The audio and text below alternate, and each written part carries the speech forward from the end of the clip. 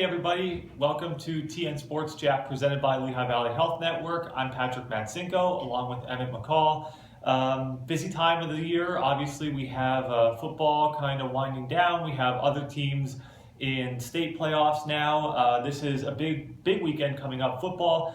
We have Tamaqua playing North Schuylkill for the District 11 Class 3A title, and we have Northwestern playing Allentown Central Catholic in the Class 4A semifinals. But the Tamaqua North Schuylkill game is a rematch of earlier this season, and it's one that I think a lot of people in the area are definitely looking forward to. Yeah, I think when the season started, most people had those two teams tagged as the top two teams in the Schuylkill League. Kind of turned out that way. Pottsville also made a run at that title, and North Schuylkill won the league. But if you would have told most people that Tamaqua and North Schuylkill are going to be battling for a Schuylkill League championship, they're going to be battling for a district championship, I don't think anybody would be surprised by that. No, Tamaqua coming off of a huge win last week over Notre Dame Green Pond, a team that eliminated the Raiders a year ago in the semifinals. Nate Boyle had a monster game. You were there. Just kind of, what is it like when Tamaqua is able to run the ball like that and execute like that and just kind of really control the game up front? That's like old school Sam Bonner football. Yeah. He said to me after a game, this is like when I first got here, which was 12 years ago, because that's what Tamaqua did. They didn't throw the ball much, 4 or 5 times a game maybe. They just ran the ball. Now you have Braden Knobloch at quarterback. You had Thad Zuber before that. So you've had a couple of really good quarterbacks, so they've become more balanced. But against Notre Dame, they kind of threw the switch back to the past, and they just ran in that second half, and with good reason. Nate Boyle set a school record, 382 yards rushing, an incredible, crazy amount, 49 carries in the game. I think I put in my story that it was like 26 out of the 32 plays they ran in the second half, Boyle carried the ball. So they went old school and throwback football, and they just pounded Notre Dame on the ground. Yeah, and it was working. We have a preview of that story and our Northwestern Allentown Central Catholic game story in today's Times News. Be sure to check that out. Now, Northwestern, that's another rematch type of a game where they'll be facing Central Catholic, a team they beat a year ago, but around earlier a year ago. And this is a Central Catholic team that looks to be much improved, big up front, and has certainly a lot of playmakers. Yeah, last year they came into the playoffs as a 3-7 team. Just basically filling out the bracket last year. This year they were 6-4 regular season, which included a pretty impressive regular season finale victory over Bethlehem Catholic, who is in the other 4A semifinal against Pottsville, and they were impressive last week, a big win over Saucon Valley, who was a pretty solid Colonial League team.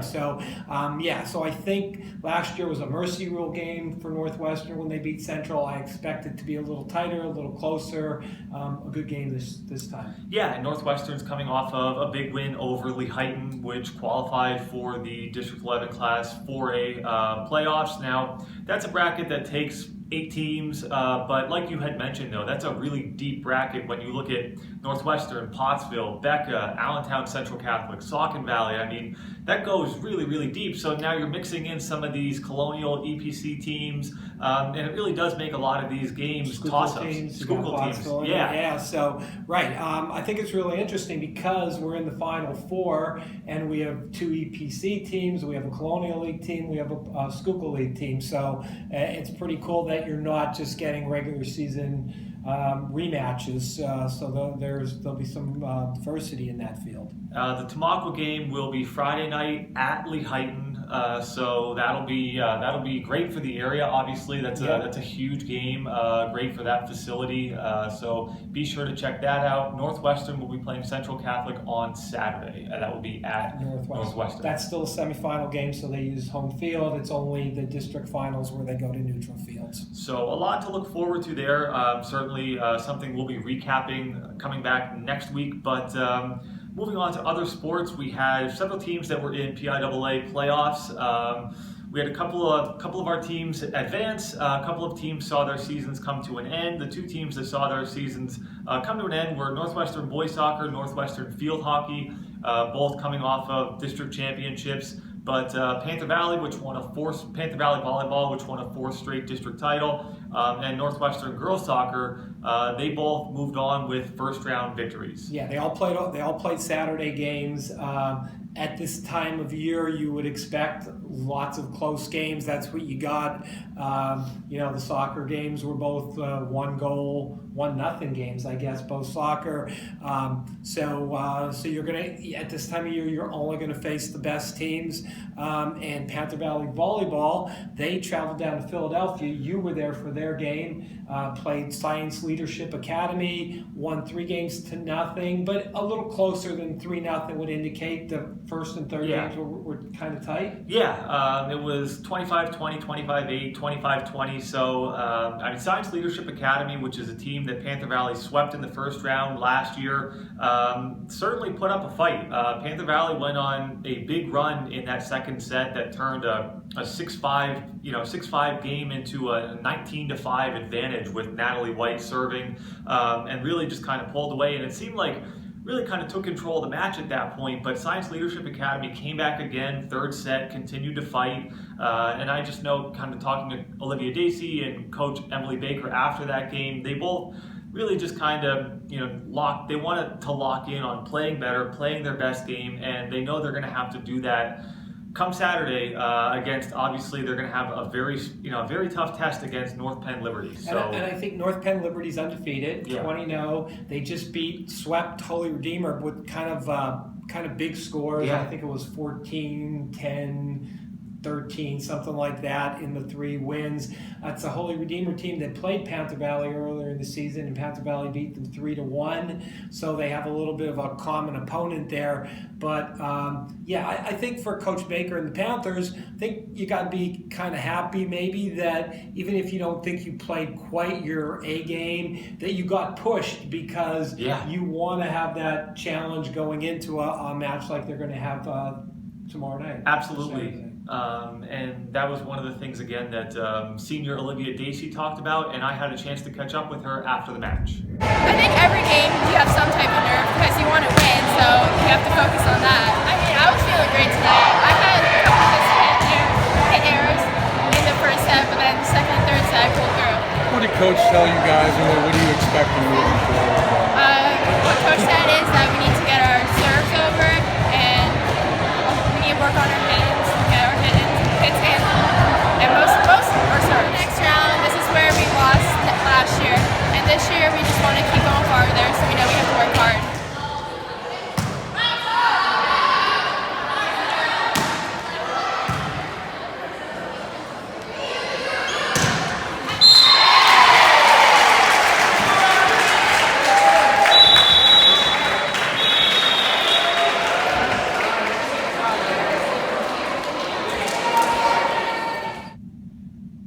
Panther Valley's Olivia Dacey talking about the Panthers' win over Science Leadership Academy, which was on Tuesday this week. So Panthers obviously looking forward to Saturday, as are the Northwestern girls soccer team. It's a great opportunity for them. They played really well in that first round on Tuesday night against Central Columbia, picking up a win there. So it seems like the Tigers are playing well, kind of at the right time of year, I guess. Yeah, and they're playing really well defensively. Their district semifinal game, their district final, and now their first round state game. I think they might have had 3 shutouts, but they've played really well defensively. You got Bailey Groff, you got Kylie Zentz. They're really playing well, getting key goals offensively for them. So the Tigers, and they're in a position they're pretty familiar with. They've been a kind of a constant in the state playoffs the last 4 or 5 years, and hoping to make another good run this year. Absolutely, and that's something that again, you look forward to that one on Saturday. But like we mentioned, Northwestern boys soccer, Northwestern field hockey, both teams that we kind of mentioned about playing their best at the right time of the year. And for Northwestern boys soccer, it certainly seemed like it, even after having kind of talked to Coach Hunsaker during the district, Coach Nate Hunsaker during the district playoffs, They knocked off top seed Blue Mountain. They had obviously a phenomenal win over Southern Lehigh, which the game-winning goal there ended up on ESPN SportsCenter's top 10 plays. Pretty cool. So yeah, I think they really did kind of come into their own. They had a lot of new faces, new places this year, but yeah, just kind of ran up against a really, really tough team in Holy Ghost Prep, and they were leading 1-0 in that game, and Holy Ghost kind of rallied to score 2 goals. And move on with a 2-1 victory. Yeah, and Northwestern boys soccer, like the girls program, has made a couple of really deep runs into states the last few years, but they lost a lot of kids from last year's team, lost a lot of good senior leadership, talented senior players. Started out this year kind of slow. I think they were 3-3 at one point at the beginning of the season, and then went on quite a run. I think they only lost 1 game over like a 13-14 game stretch there to close the season. Lost in the Colonial League final, but then won the district championship and gave a really, really tough effort against good Holy Ghost Prep in the first round of states. Yeah, and just kind of going into for Northwestern field hockey, you look at what they were able to do down the stretch, and just the way that they were able to win that district championship, first one since 2004, I believe. Yes. So that was huge, and the way they did it, knocking off Moravian Academy in overtime.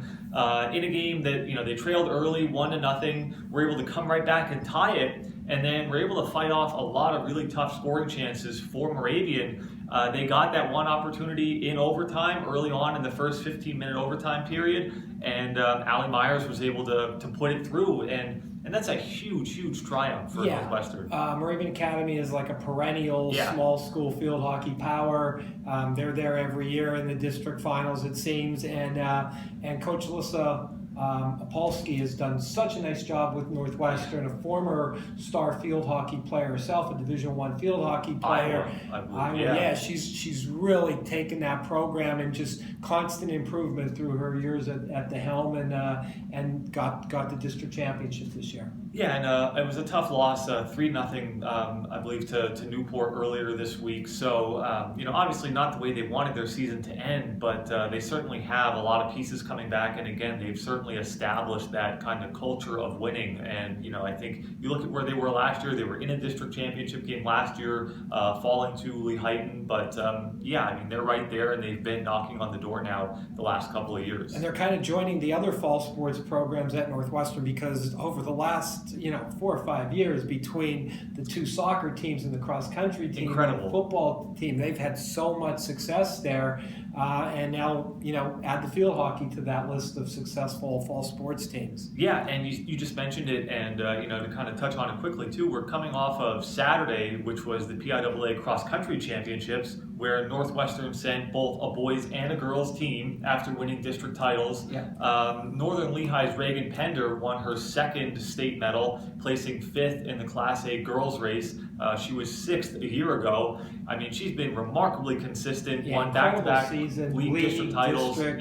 Just a great career, graduating, but a great way to end her career. Absolutely, and certainly looking forward to track season coming up, where she was a state medalist, a year ago, and she's obviously been on such great form, and she's been so consistent. And I know that's what Coach Dave Ortner has said about her, that she just doesn't have bad races, which is really remarkable, because you get into these big meets, big invitationals, and every now and then you see a little bit of a dip, and you just, every now and then it's hard to maintain that level of performance, and she's been able to just be right there every single week, and she was in the mix. She was 4th at the mile mark, I think 5th at the 2-mile mark, so she was right there in the top 5 throughout that entire race.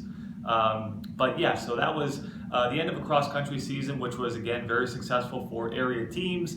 But obviously, as we're not quite done yet with the fall season, this year we have a little bit to look forward to next year, with the announcement coming on Wednesday that Stan DeCoste will be returning to Marion as the football program's head coach. obviously a familiar face coming back to the sideline. Yeah, Marion program, as most people are aware, had to forfeit their last 2 games of the season. They were down to like 15 healthy bodies at one point, or at the end of the year, only had 15 healthy bodies.